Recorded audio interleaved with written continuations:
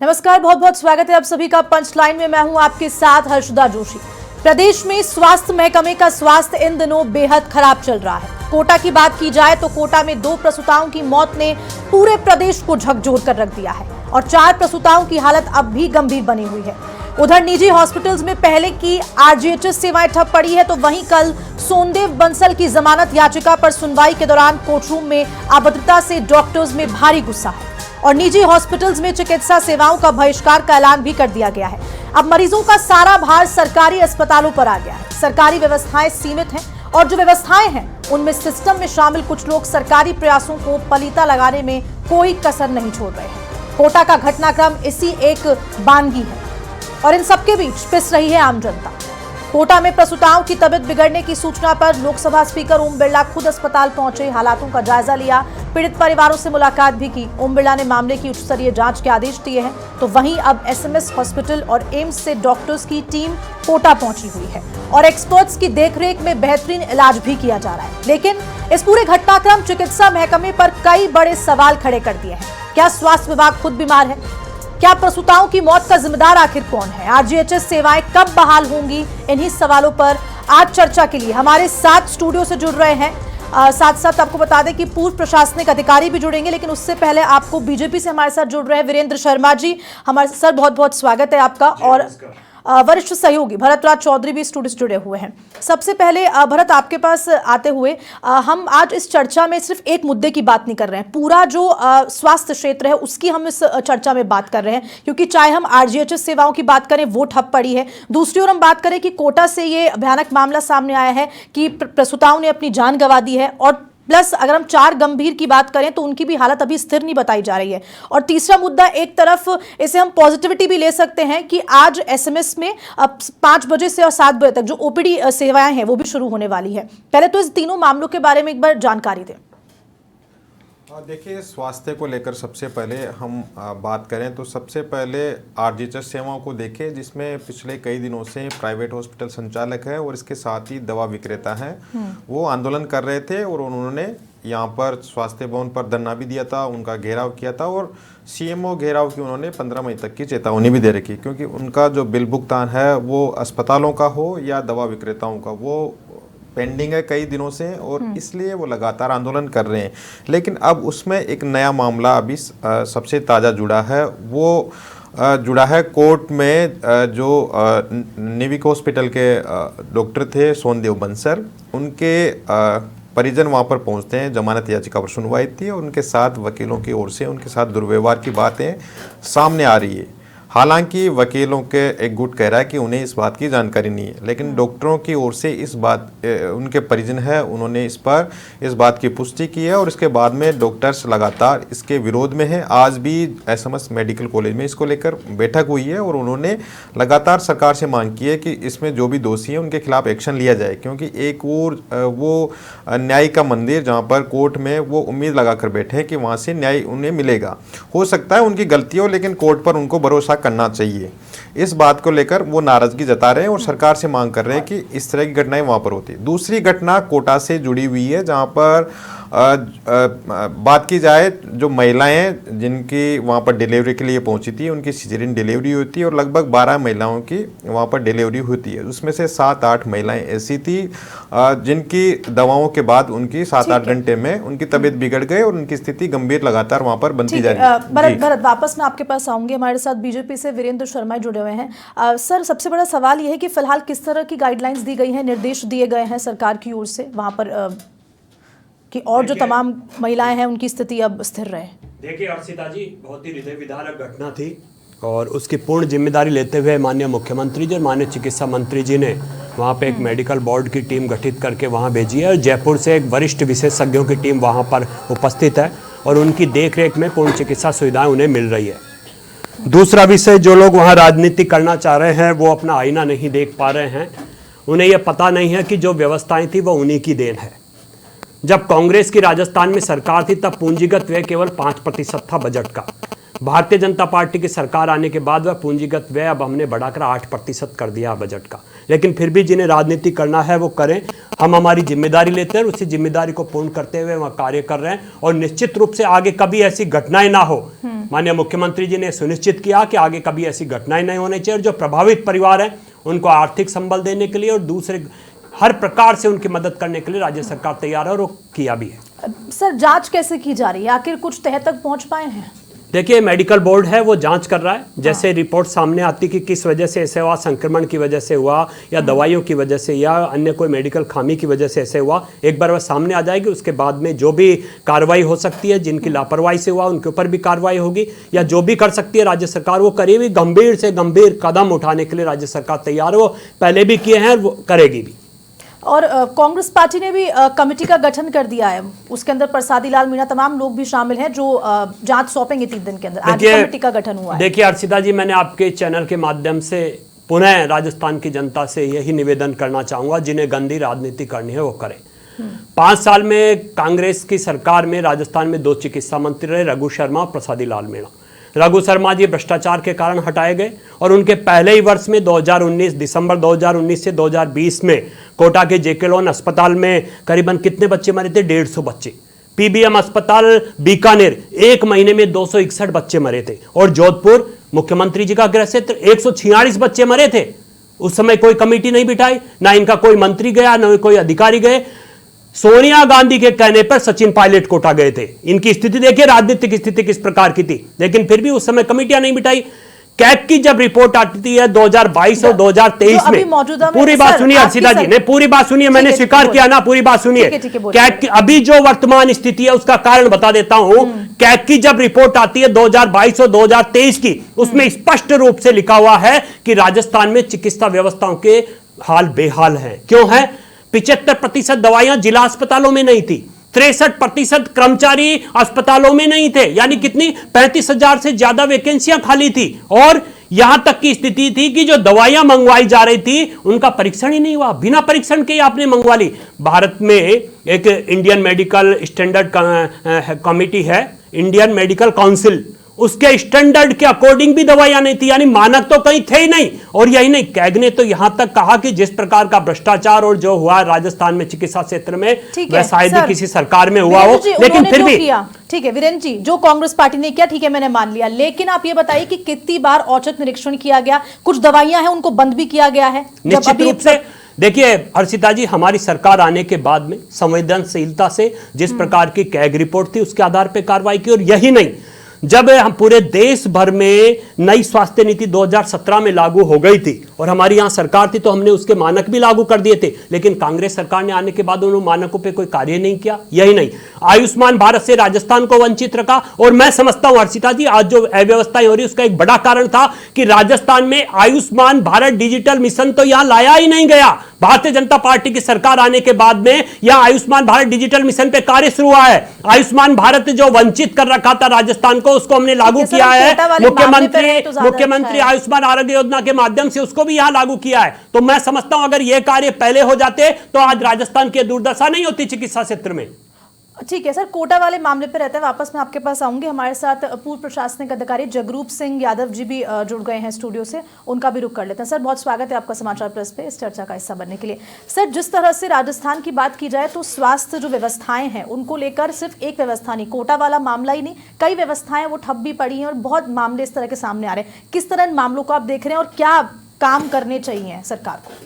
देखिए, प्रथमतः तो अर्चिता जी, जो कोटा का मामला है बहुत दुर्भाग्यपूर्ण है। अब ये चाहे इसके लिए कितने हीले हवाले दिए जाए, ये इसमें लॉजिस्टिक जो सपोर्ट होता है, खास तौर से जैसे ओटी होती है उसका फ्यूमिगेशन अप्रोप्रिएट नहीं होगा या आईवी फ्लूइड दिया वो संक्रमित होना चाहिए, या दवाओं का बैच है जिनका इस्तेमाल किया गया उनकी यथेष्ट पूर्व जाँच नहीं की गई तो ये संक्रमण फैला जिसको सेप्टिसीमिया होता है। तो ये निश्चित रूप से प्रशासनिक लापरवाही या उसके इनपुट्स में कोई संक्रमण की वजह से हुआ है। ये नहीं माना जा सकता कि ये कोई डॉक्टर की इंडिविजुअल डॉक्टर ने कोऑपरेट नहीं करना आता तो उसकी लापरवाही नहीं है प्रोफेशनल की, मोटे तौर से। और अब जितनी भी जांच कमेटियां बिठाई गई हैं, चाहे जिला कलेक्टर के लेवल पे बिठाई जी वो, चाहे कांग्रेस कमेटी ने अपना विधायकों का, या ये सब विशेषज्ञ नहीं है। इसकी जांच किसी हाई पावर टेक्निकल कमेटी से होनी चाहिए जो इसका दूध का दूध और पानी का पानी कर सके, क्योंकि बहुत गैर जिम्मेदाराना हरकत है कि दवाइयों में अगर एडल्ट्रेटेड दवाइयाँ हुई जिनकी वजह से संक्रमण हुआ, या जो टूल्स जो इस्तेमाल किए जाते हैं उनको डिसइंफेक्ट करने के लिए जैसे या थेस्ट पावर या बॉइलिंग पॉइंट तक नहीं लेके गए, तो ये सेप्टिसीमिया हुआ है।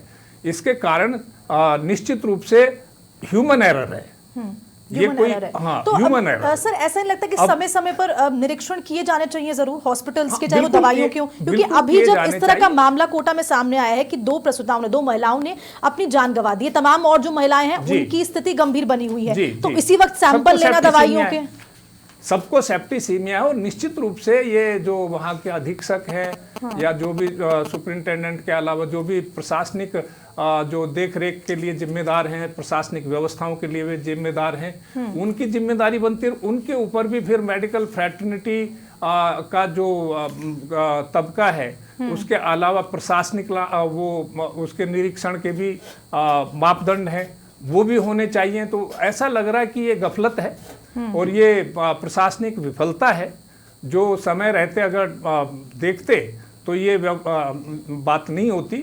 और दवाओं की जांच भी स्ट्रिक्टली होनी चाहिए। ठीक है। अब ये और इसकी मैं ये भी पुनश्च कहना चाहूँगा रिपीटेशन की कॉस्ट पे भी कि ये जितनी भी जांच है, ये जैसे आपस में मेडिकल कॉलेज ने भी बिठा दी, कलेक्टर ने बिठा दी, यहाँ से 4 डॉक्टर भेज दिए, वो भी फ्रैटर्निटी के हैं। ये हाई पावर टेक्निकल कमेटी और न्यायिक जांच इसकी होनी चाहिए, और ताकि इसमें एक आगे भविष्य में भी एक अच्छी तरह से इस तरह की लापरवाहियों को प्रभावी रोकथाम लग सके और वो रचनात्मक सुझाव वहां से ज्यादा बेहतर ढंग से आएंगे। ठीक है वीरेंद्र जी, आपके पास आते हुए कांग्रेस पार्टी पे आप लगातार आरोप लगाते हुए नजर आ रहे हैं, लेकिन दूसरी ओर मौजूदा सरकार में आपके मंत्री गजेंद्र सिंह खीवसर जी, किस तरह से निर्देश वहां दिए गए हैं, क्या कोटा वो पहुंचे? देखिए, वर्तमान व्यवस्था के ऊपर मैंने कांग्रेस पे आरोप नहीं लगाए, जिम्मेदारी मैंने स्वीकार की और हमारे मंत्री ने भी स्वीकार किया, माननीय मुख्यमंत्री जी ने भी एसओपी दिए हैं। तो निश्चित रूप से अभी हमारी जिम्मेदारी, हमारी सरकार है। मैं आरोप इसलिए लगा रहा हूं कि गंदी राजनीति जो करेंगे वो किसी, आज वो कमेटी बिठा रहे जब उनके समय इतने बच्चों की मौत हुई। गंदी राजनीति तो कहाँ की, एक कमेटी का गठन किया है कि वो जांच करेगी, सिंपल सी बात है ये तो। अभी जगरूप जी का विषय आपने लिया है, उन्होंने भी स्पष्ट आपको किया है कि ये कमेटियां क्या जांच करेगी। जब वहाँ एक 4 विशेषज्ञ डॉक्टर्स वहाँ जयपुर से जा चुके हैं, वो वहाँ जांच कर रहे हैं, तो मैं यही पूछना चाह रहा हूँ कि पॉलिटिकल क्या जांच करना चाहेंगे आप? लेकिन फिर भी यह उनका निजी मामला है, कांग्रेस से राजनीति जो भी करे। लेकिन मैं उनसे आप जब भी क्वेश्चन पूछे तो इतना ही पूछिएगा कि जब कोटा में 150 बच्चे मरे थे, जोधपुर में 146 बच्चे मरे थे और पीबीएम बीकानेर में 261 बच्चे मरे थे, तब उन्होंने कमेटियां क्यों नहीं गठित की? दूसरा विषय जो आपने कहा, आपके चैनल के माध्यम से राजस्थान की जनता को विश्वास दिलाता हूं कि वहां पे जो भी जांच में, डॉक्टर्स की जांच में जो भी विषय सामने आएगा, चाहे वह संक्रमण का हो, चाहे दवाइयों का हो या अन्य कोई, पूर्ण संवेदनशीलता दिखाते हुए भारतीय जनता पार्टी की सरकार कार्य करेगी। जांच के जो भी परिणाम आते हैं उसके अकॉर्डिंग या नई एसओपी या नई चिकित्सा नीति के अकॉर्डिंग जो भी मानक स्थापित हो सकते हैं वो करेंगे, और उन्हीं के अकॉर्डिंग कार्य करते हुए भविष्य में ऐसी घटनाएं ना हो, पुनरावृत्ति ना हो, इसके लिए सरकार पूर्ण रूप से संवेदनशील है। और अगर वीरेंद्र जी दूसरी ओर बात करें प्रीमाइसिस की हालत भी देखने के लिए वहां पर टीम गई, बहुत ही चरमराई हुई व्यवस्थाएं हैं वहां पर। देखिए, सीलिंग से पानी टपक रहा है, क्या हो रहा है? निश्चित रूप से अर्शिता जी मैंने स्वीकार किया, और उसका एक बड़ा कारण जो मैंने कहा कि कांग्रेस की सरकार के समय पूरे 5 साल पूंजीगत व्यय केवल 5% था चिकित्सा क्षेत्र पर, बजट का 5%। भारतीय जनता पार्टी की सरकार आने के बाद पूरे राष्ट्र का औसत जो 6% था चिकित्सा क्षेत्र में, उसको हमने राजस्थान में 8% किया है। तो निश्चित रूप से आगे आने वाली जो समय होगा वो चाहे संस्थागत संसाधनों पर हो या मानव संसाधनों पर, 35,000 विभिन्न पैरामेडिकल और डॉक्टर्स की भर्ती हमारी सरकार आने के बाद 2 वर्ष में हमने की है। तो जो भी कमी आती है उन्हें धीरे धीरे पूर्ण करने की कोशिश कर रहे हैं, चाहे जयपुर में रिम्स की स्थापना हो या अन्य संस्थागत या फिर इंफ्रास्ट्रक्चर की व्यवस्थाएं पूरे राज्य भर में, उन्हें कैसे सुदृढ़ कर सकते हो हम करेंगे। और इसके लिए हमने क्या किया, आप देखिए, 1 मिनट का समय लूंगा आपको। 2 साल के अंदर भारतीय जनता पार्टी ने राजस्थान में 84 CSC खोले, कांग्रेस 53 खोल पाई थी पूरे 2 साल में। पीएससी हमने 6 खोल दिए हैं। उप जिला हॉस्पिटल 61, कांग्रेस ने 2 साल में 1 हॉस्पिटल खोला। वर्सेस बीजेपी का वक्त नहीं है। नहीं देखिए जगरूप जी, नहीं सिर्फ ये एक राजनीतिक विषय है, मैंने ये नहीं कहा। मैं निश्चित रूप से आपका विषय समझ सकता हूं, आपकी बात, आपका दर्द मैं समझता हूं, राजस्थान की जनता का दर्द भी समझ सकता हूं, लेकिन मैं ये क्यों बता रहा हूं, क्योंकि हमने संवेदनशीलता दिखाई है। आते ही पहले उस इंफ्रास्ट्रक्चर पे कार्य करना शुरू किया है जो राजस्थान को जरूरत है। आज राजस्थान में हॉस्पिटल नहीं होंगे, गांव में पीएससी सीएससी नहीं होंगे, उपजिला अस्पताल नहीं होंगे, कैसे काम होगा? जब वो हो जाएंगे उसके बाद हमने डॉक्टर्स की और पैरामेडिकल स्टाफ की 35,000 की भर्तियां की है। कैग रिपोर्ट ने जो दिखाया 22-23 और 23-24 का आप देख लीजिए आंकड़ा, वो बता रहे कांग्रेस के शासन में भर्तियां नहीं हो पाई थी जो, और पूंजीगत व्यय था, जब बढ़ेगा तभी तो कार्य हो पाएगा। तो हमारी सरकार ने आते सबसे पहले वही कार्य किया, बजट दिया चिकित्सा और स्वास्थ्य क्षेत्र को, क्योंकि यह ज्यादा जरूरत है राजस्थान को। और निश्चित मानिए 2 वर्ष हुए हैं और आगामी जो समय होगा उसमें राजस्थान में चिकित्सा की जो व्यवस्थाएं होगी वो वैश्विक मानक स्थापित करेगी और एक अच्छी व्यवस्थाएं आपको देखने को मिलेगी। अर्चिता, और इसमें और साथ में इसमें जगरूप जी, आप वरिष्ठ यहाँ के राजकाज को देखा है आपने, निश्चित रूप से आप जैसे लोगों की मदद लेंगे, जो भी हो सकता है सीनियर डॉक्टर्स की मदद लेंगे कि राजस्थान के चिकित्सा तंत्र को कैसे सुदृढ़ और स्वस्थ बना सकते हैं, उस पर पूर्ण कार्य करेंगे। सर, कुछ होने के बाद ही क्यों जागा जाता है? नहीं, देखिए ये ऐसा नहीं है अर्चिता जी की कुछ होने के बाद जागते हैं। जिस दिन प्रथम बार माननीय मुख्यमंत्री जी ने कुर्सी संभाली थी, उनके स्पष्ट दिशा निर्देश थे कि संवेदनशीलता से सभी को कार्य करना है। उस संबंध में अनेकों कार्य भी हुए, चाहे मैंने जो लिस्ट बताई आपको सीएससी पीएससी की हो, चाहे बजट देने पे हो या अन्य व्यवस्थाएं करने को, सुचारू व्यवस्थाएं जितनी भी हो सकती थी हम कर रहे हैं। लेकिन फिर भी जो पिछले 5 साल के जो गड्ढे होते हैं उन्हें भरने में समय लगता है। आप समझिए, उनको गड्ढों को भरने में हमारे 2 साल गुजरे हैं, लेकिन जिन गड्ढों को भरे हैं उनके परिणाम अब जब सुलभ अच्छे परिणाम आएंगे तो आप खुद कहेंगे कि भारतीय जनता पार्टी ने अच्छे कार्य किए। लेकिन ठीक है, 2 प्रसूताओं ने दम तोड़ा, अब उनके लिए, परिवार के लिए क्या कुछ ऐलान सरकार कर सकती है? निश्चित रूप से मैंने जिम्मेदारी स्वीकार की है। हृदय विदारक घटना थी और अब मैं एक नागरिक के नाते, भारतीय जनता पार्टी के कार्यकर्ता के नाते आपके इस चैनल पे कहना चाहूंगा, जो हुआ बहुत गलत हुआ है, ऐसा भविष्य में ना हो इसका सरकार पूर्ण रूप से ध्यान रखेगी। और उनको आर्थिक संबल भी हम दे रहे हैं, उनके लिए अन्य कोई व्यवस्थाएं कर सकते हैं, जो भी मदद उस परिवार के लिए या उन परिवारों के लिए दे सकते हैं हम देंगे। ठीक है, जगरूप जी आपके पास आते हुए, क्योंकि देखिए पूर्व जिला कलेक्टर भी आप रह चुके हैं, एक कलेक्टर के तौर पर एक जिले का वो एक सिविल हेड माना जाता है, लेकिन इस तरफ डॉक्टर्स की गलती भी होती है, हम लापरवाही मान सकते हैं, लेकिन प्रशासन की तौर से किस तरह के, चाहे वो बेड संबंधित समस्याएं हो या हम दवाइयों की टेस्टिंग की बात करें, समय समय पर इस तरह के औचक निरीक्षण जरूर होने चाहिए और दवाइयों का सैंपल जरूर जांच होना चाहिए, उसके लिए किस तरह? देखिए अर्चिता जी, जिला कलेक्टर जो जिला के अंदर जो अस्पताल है, जैसे पीएचसी है, सीएचसी है, उनका औचक निरीक्षण करते हैं या एसटीओज करते हैं, करवाते भी हैं। मैंने खुद ने भी किए, करवाए थे। लेकिन ये चूंकि डिविजनल हेडक्वार्टर स्थित बड़ा अस्पताल है, इसमें खुद में अधीक्षक होता है। मैं लेकिन फोकस इस चीज पे करना चाहता हूँ और प्रवक्ता भारतीय जनता पार्टी का ध्यान आकृष्ट करना चाहता हूँ। जैसे हम जो जननी सुरक्षा योजना हम लाए एनआरएचएम के तहत, उसमें ये माना जाता है कि इंस्टीट्यूशनल डिलीवरी करने से जच्चा और बच्चा की सेहत ठीक रहती है, इससे मदर मोर्टेलिटी रेट और इन्फेंट मोर्टेलिटी रेट घटती है।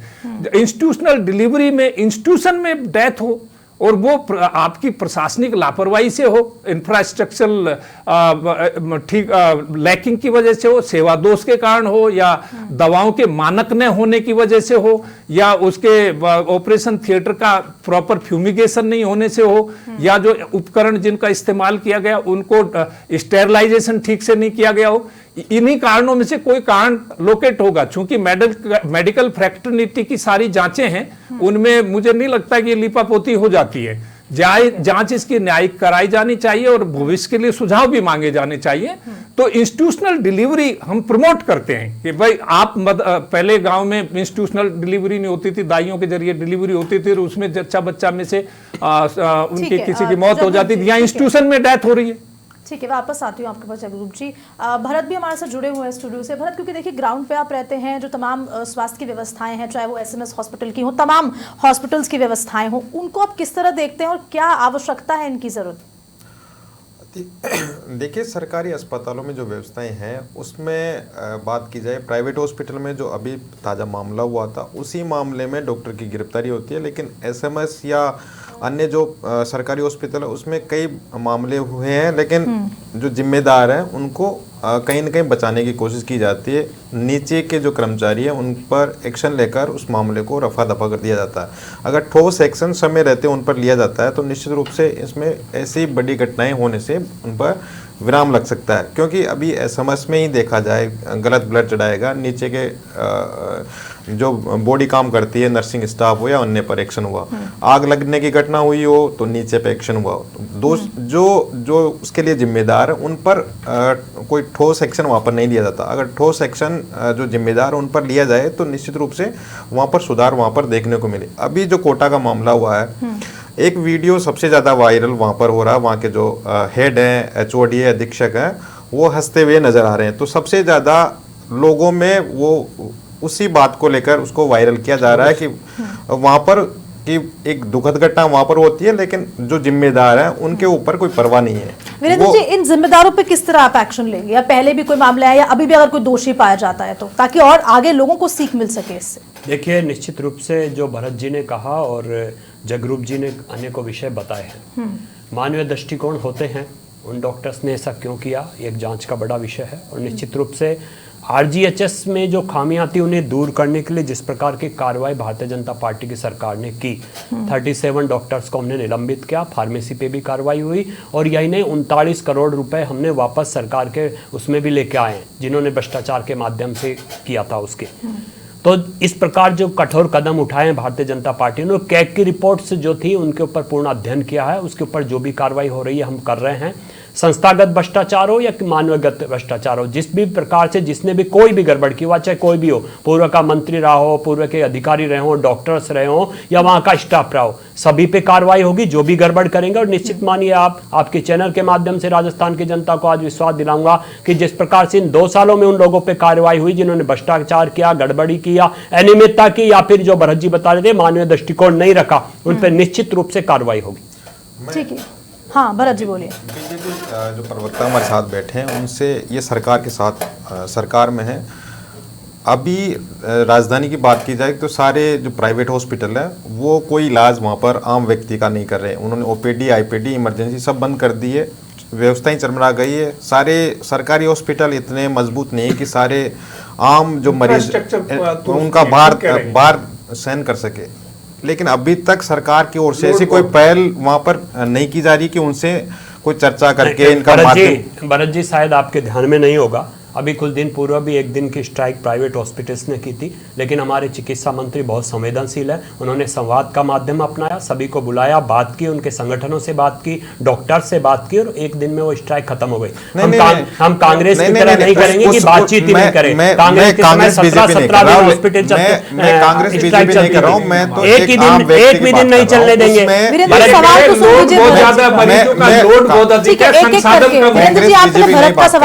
तो ये कह रहा हूँ कि वो हड़ताल हुई एक दिन का, उन्होंने सांकेतिक बहिष्कार किया था, उन्होंने हड़ताल समाप्त कर दी, लेकिन उन्होंने आरजीएचएस में जो इलाज मिल रहा था, सरकारी कर्मचारी हो, पेंशनर्स हो, उनका इलाज अभी तक भी बंद कर रखा है, उन्होंने हड़ताल कर रखी है। इसको लेकर सरकारी कर्मचारी हैं, पेंशनर्स हैं, वो लगातार हेल्थ मिनिस्टर को ज्ञापन दे रहे हैं और वहाँ के चिकित्सा प्रमुख सचिव उनको ज्ञापन दे रहे हैं, लेकिन अभी तक उसका समाधान नहीं हुआ। उसके साथ ही ये कोर्ट में जो मामला आ गया उसके बाद में मामला अभी तक बढ़ गया, लेकिन ऐसे मामलों में क्या तत्परता से कार्रवाई नहीं की जानी चाहिए थी? भरत जी, तत्परता से कार्य किया, इसीलिए इस टाइप की स्ट्राइक हो रही है, क्योंकि वो चाहते हैं जिन डॉक्टर्स पे कार्रवाई की, जिन फार्मेसीज पे भ्रष्टाचार के कारण कार्रवाई की, जो 39 करोड़ रुपए हमने उनसे वापस लिए हैं, उसके कारण वो प्रताड़ित है। उन्हें लगता है स्ट्राइक करने से भारतीय जनता पार्टी की सरकार दब जाएगी, लेकिन आपके चैनल के माध्यम से विश्वास दिलाता हूं, किसी ने भी 1 रुपए का भी भ्रष्टाचार किया उसे बख्शा नहीं जाएगा, चाहे वो डॉक्टर हो, वकील हो या और अन्य कोई हो। पहला विषय। दूसरा विषय, व्यवस्थाएं हमने की है, शाम की भी ओपीडी, एसएमएस और अन्य जिला अस्पतालों में हमने प्रारंभ कर दिया है। और तीसरा विषय जो मैंने कहा, आरजीएचएस में जो लोग कह रहे हैं, डॉक्टर कह रहे हैं कि पैसा नहीं दिया, भैया इसी में 3,470 करोड़ रुपए हम दे चुके हैं। और यही नहीं, प्रतिदिन की 4,000 टीआईडी फिर कहां से जनरेट हो रही है अगर इलाज नहीं हो रहा आरजीएचएस में? तो जो केवल और केवल आरजीएचएस का बहाना लेकर जो दूसरा राजनीतिकरण करना चाह रहे हैं, वो भी थोड़ा सा इंतजार कर लें। आज का इंतजार कीजिए। आप जो कह रहे हैं हम स्ट्राइक करेंगे, वो करेंगे, वो टेबल आ चुके हैं, उन्होंने गलतियां स्वीकार कर ली है, और निश्चित रूप से कल से प्राइवेट हॉस्पिटल्स की व्यवस्थाएं भी सही दिखेगी।